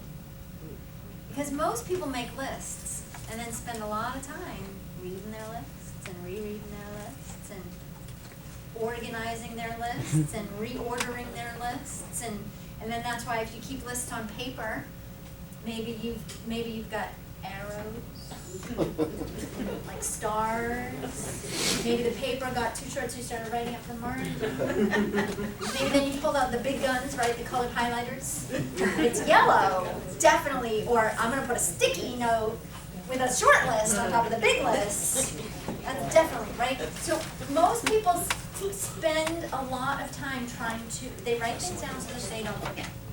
The truth is, you're never gonna remember all that stuff. Doesn't matter how many times you write it down. You're never gonna remember it. And trying is super stressful. Does anybody feel like you can't get to sleep at night because your brain is always like, la, la, la, la, la, la, la? Because that's your brain going, and don't forget about that, and don't forget about that, and don't forget about that. And you spent all day telling your brain, remember this, and remember this, and remember this, and remember this, and don't let that fall through the cracks, right? And so you give your message all day long to your brain, don't forget, don't forget, don't forget, not only with work things, but with personal things, and volunteer things, and with parent stuff, and kid stuff, and for many of you, nobody said it today, but often I ask groups of people, and how do you, where do you keep all this stuff? And he said, in my wife's head. Right? So there's probably some of that is true for many of you, right? And so you probably, you are that for your kids, right? Where do your kids make sure that they get all their stuff done because you tell them and you remember for them? So all this stuff that you're never going to remember, and trying to remember is really, really stressful. And trying to remember all that crowds out all the brain power that you have to do anything else, right? Your brain is not good at remembering all that minutia. Your brain is good at solving problems and thinking strategically and brainstorming and having ideas. And you are knowledge workers, so that is what you do in your job. You have ideas and you have communication and you create information. And that is what your brain is good at, and that is what your job requires, and yet we weigh down our brains. Don't don't forget to call the guy back, and don't forget that the doctor's report is coming, and don't forget that the kid has soccer tomorrow. And it's no wonder that we are stressed and in F state, and that stuff, and now we manage to do it, but we manage to do it at what cost? At the cost of our sleep, the cost of our sanity, at the cost of not doing things. Oh my gosh, I just can't volunteer. I'm too busy at work. Or, I can't participate in my kids' school stuff because I just have too much, I can't add one more thing to my brain, right? So at what cost? So, have you ever done a puzzle? Use this analogy, right? So, you open the box, you dump all the pieces, you flip them all over, and then what's the very next thing you do? The corners and the edges, right? Why? Structure. Gives you a boundary, it gives you structure, a border, right? Why else?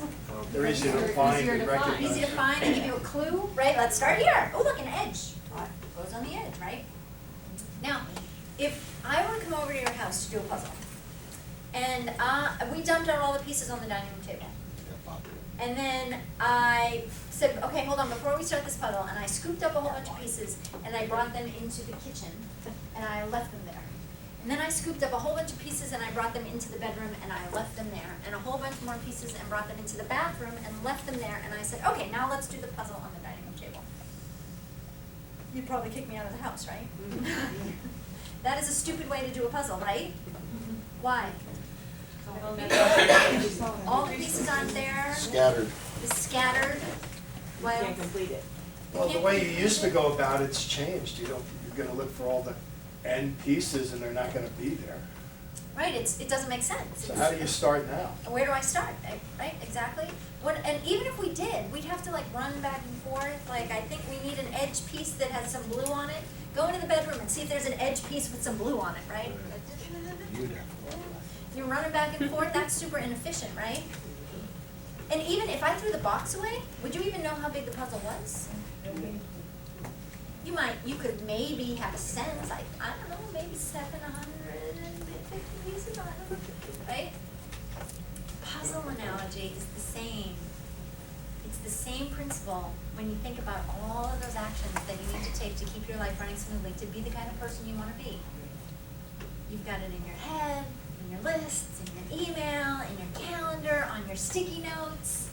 And for all the reasons why that's not a good way to do the puzzle, it's the same reasons why it's not a good way to manage your life. Now, I don't say this to make you feel bad because everybody's in the same boat. I would be out of business if they weren't, right? Everybody does this. It's not until, back to the Sheryl Sandberg quote, right? It's not until somebody shines a light and says, how are you handling all this stuff, that people go, huh, maybe there is a better way to do it. So I will tell you that because I have this specific experience, I've been doing this for more than 25 years, I can tell you that most people who implement this say that it completely changes their life. Because how could it not? Right? If you do it, it can be life-changing. And so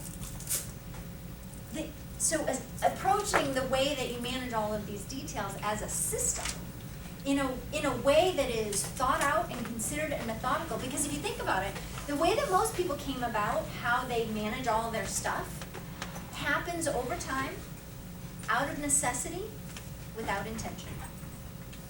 You think that's true?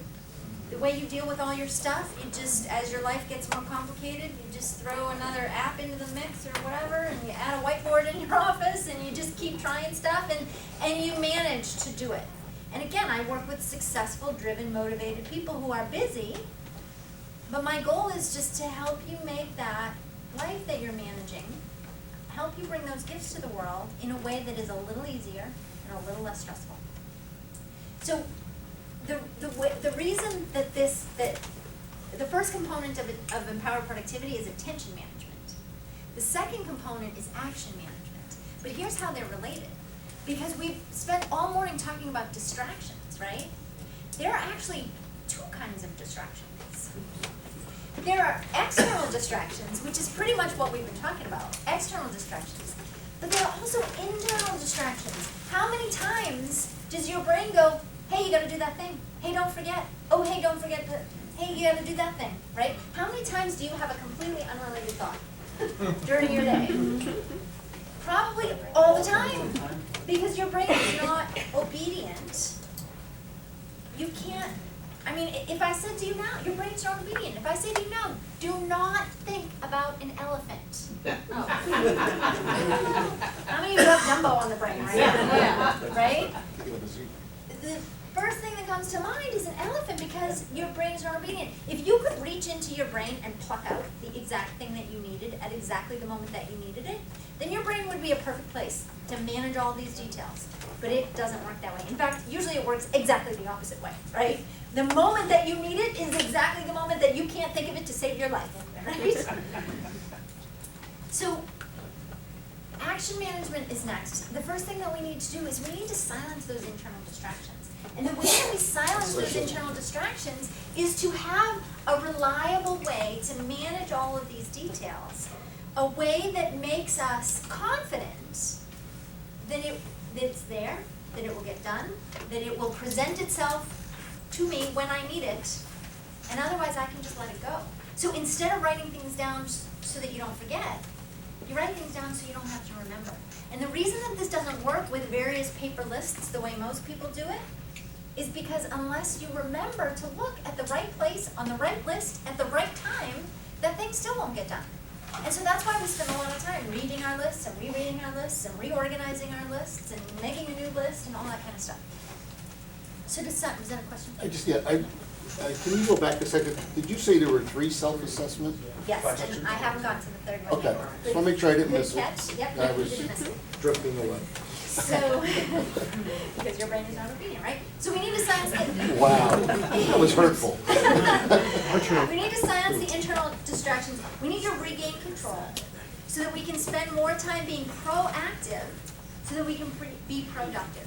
And so the first thing that we need to do is we need to get organized. We need to wrap our arms around all the, just like the first thing you would do if I left to do that puzzle. God, I'm glad she's gone. Go get all those pieces. Let's put them all back on the dining room table, right?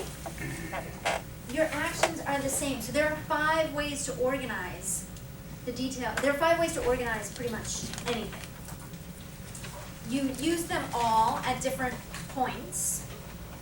You can organize alphabetically, right? You can probably organize some files that way. You can organize on a continuum. You might have your kitchen cabinets organized that way. You can organize by location, right? Your house is probably organized by location, right? Kitchen stuff in the kitchen. Does anybody keep the toaster in the bedroom? If that's a weird 50 Shades of Grey thing, I don't want to know. But you can organize by location. So those things have their purpose. But the last 2 ways to organize are the ways that we typically use to manage all of these details of our lives, manage all of our actions. The 4th way to organize is organizing by time, right? The tool for time-based organization is what? Calendar, right? Maybe a clock, right? So organizing by time absolutely has its place. For things that have what I call a strong relationship to time, meaning it is happening on a certain day or on a certain day and at a certain time. Those things have a strong relationship to time. On a certain day, like somebody's birthday, right? You either wish them a happy birthday on their birthday or you're late. And then it's not the same, right? On a certain day or on a certain day and at a certain time, like a meeting or appointment. Those things have a strong relationship to time, and therefore it makes perfect sense to organize those things using a time-based tool, a calendar. The problem is, as we get older and our lives get more complicated, we have more and more and more and more things to manage that have what I call a weak relationship to time. Meaning, you know, it's gotta be done soon-ish, today or tomorrow, or okay, maybe Monday, or maybe it either has no due date, you just know you need to do it soon, or it has a due date, but that due date is at some point in the future. If it's due on Friday, it doesn't matter if you do it Monday at 1, or Tuesday at 3, or Thursday at 7. Nobody knows, nobody's gonna ask. It doesn't matter as long as you make your deadline.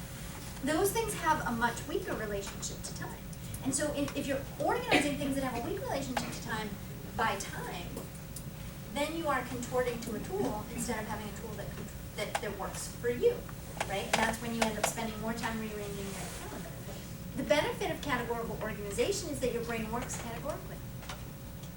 So I want to prove to you how it is that, so the fifth way to organize, is by category. Categorical organization is better for things that have a weak relationship to time. And your brain works categorically. I'm going to illustrate to you, and Sean and David, you've already seen this, so don't cheat. But so the next slide is what I call the fruit test. So when you look at the slide, there's going to be some fruit, and I want you to solve two problems when you look at the fruit. First is how many different types of fruit are there? And the second is which fruit is there more of? And I'm going to give you 3 seconds to solve those two problems. Ready? 1, 2, 3. How many people are so positive that you know the correct answers to those two questions that you are willing to bet me $10,000? How many different types of fruit? How many different types? And, yeah. What was the question? He's not the only one who had it, I'm sure, right? It's been 2 seconds, I forgot the question. How many different types of fruit and which fruit is there more? Do one more time. What do you think? Nope. How many different types of fruit do you think? 3. 3? Everybody think something else? Are we in agreement about 3? Okay. Which fruit was there more of?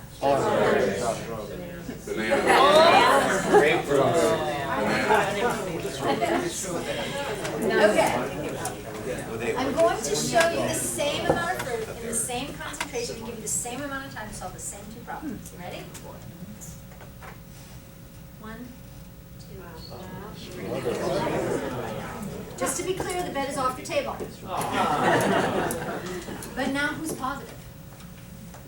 Everyone, right? Everyone knows. That's categorical organization. Your brain gets that. The problem is, if you think about all of those roles that we play in our lives and all those actions that we need to take, our lives look a lot more like this, right? But do you see if we could bring more of this into it, it might get easier to manage? Yes. Just like the puzzle. So more of this into it. So the first step, just like the puzzle, is that you have to get all of the pieces in one place. But once you have all the pieces in one place, that's only the first step. Because if you did have everything in one place, you'd still feel a little bit like Santa Claus, right? Like, oh my gosh, if you really wrote everything down in one place that you needed to do in all aspects of your life, and then you had time to get that stuff done, you'd be like, oh my, they'd still give you the Lion syndrome, right? You'd have to flip pages and pages and pages, or even if it was electronic, you'd have to scroll, scroll, scroll. Doesn't mean that getting everything in one place is wrong. It just means it's only the first step. The second step is categorical organization. And you probably know this because how do most people, you probably have already begun to categorize your stuff, right? Does anybody keep work stuff on one list and personal stuff on a different list? Does anybody organize maybe by type of work, like these are administrative activities and these are phone calls, and these, right? That's another way.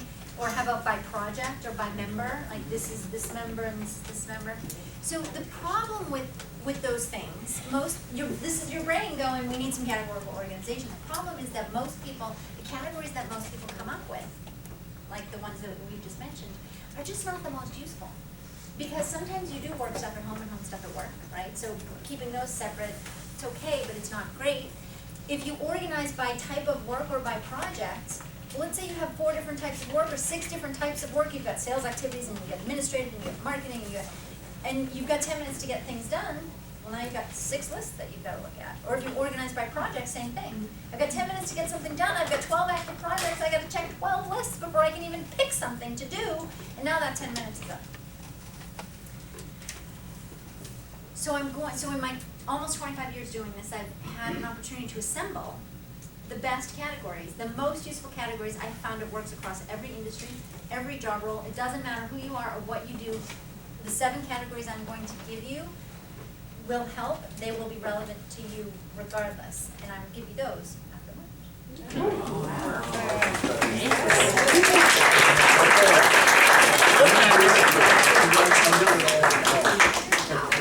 An hour till 1:30? 1:30.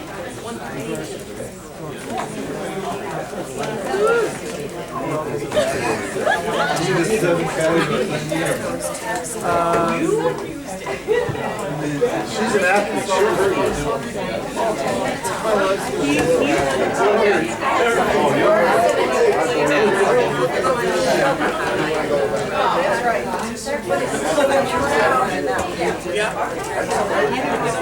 Go, Janice.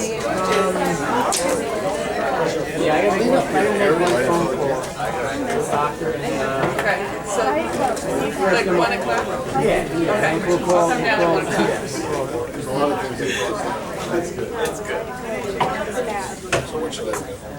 See, I'm done. I only have 2 or 3 a day. Oh, I'm sorry. Now, 1 a day is too much. No, you should just not have Diet Coke. Do 2 or 3 a day. You have 2 a day? No. Not every day. That's too much. Right, have a home. Too much. Too much.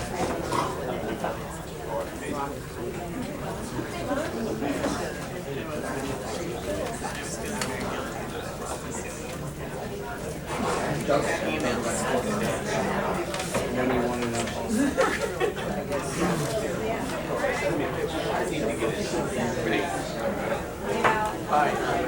So what time you guys stay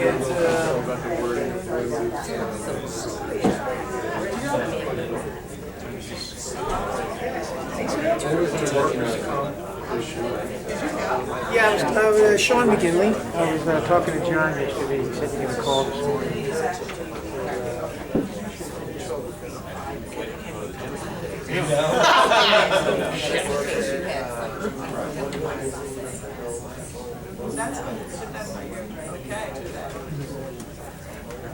He was counting for you.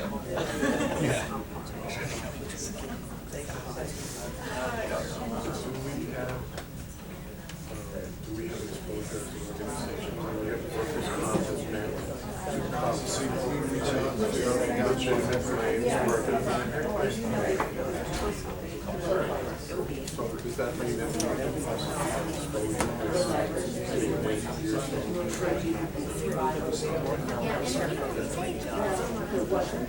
and that's what workers' comp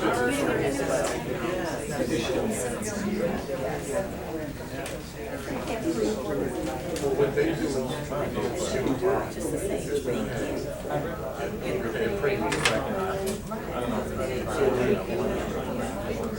so you're concerned that she's just saying it's related to some job? Yeah, it needs some. But it wasn't anything. Well, I mean, it's basically,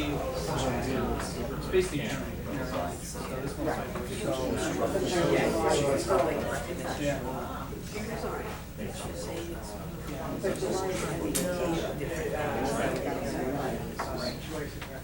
She said I'm you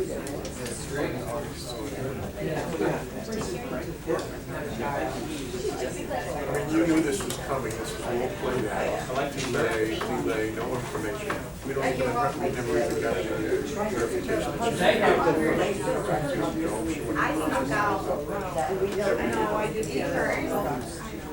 That's resolved. I'll return it. And you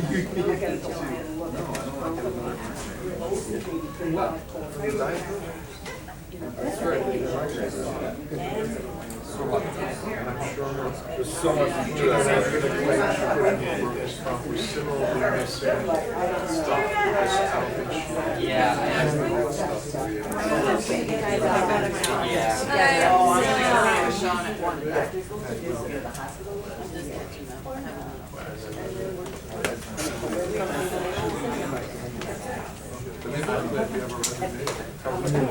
I've been upset.